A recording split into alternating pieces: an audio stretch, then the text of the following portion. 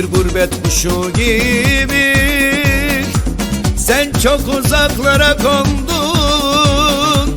Başkasını sevem derken seni çok seven ben oldum.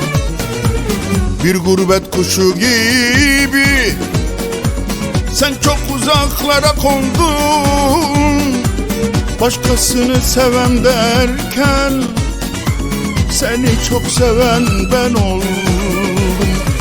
Gurbet gurbet dolaştım, sevdiğim benden mi kaçtı? Yeni birini bulmuşsun, başıma bak neler açtım.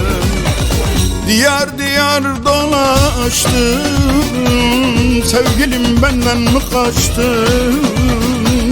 Yeni birini bulmuşsun, başıma bak neler açtım.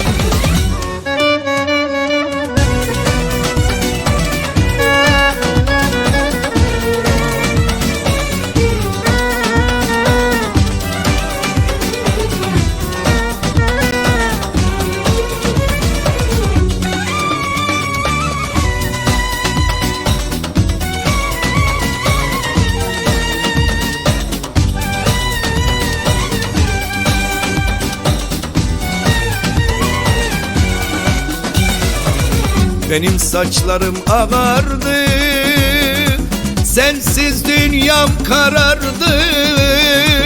Tahammül kalmadı artık, ömrümü bak yıllar aldı.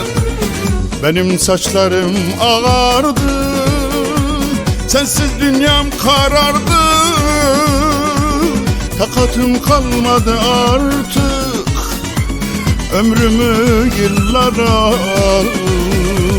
Gurbet gurbet dolaştım, sevdiğim benden mi kaçtın?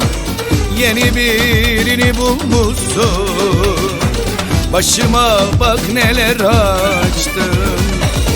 Diyar diyar dolaştım, sevgilim benden mi kaçtı? Yeni birini bulmuşsun, başıma bak neler açtın. Gurbet gurbet dolaştım, sevdiğim benden mi kaçtı?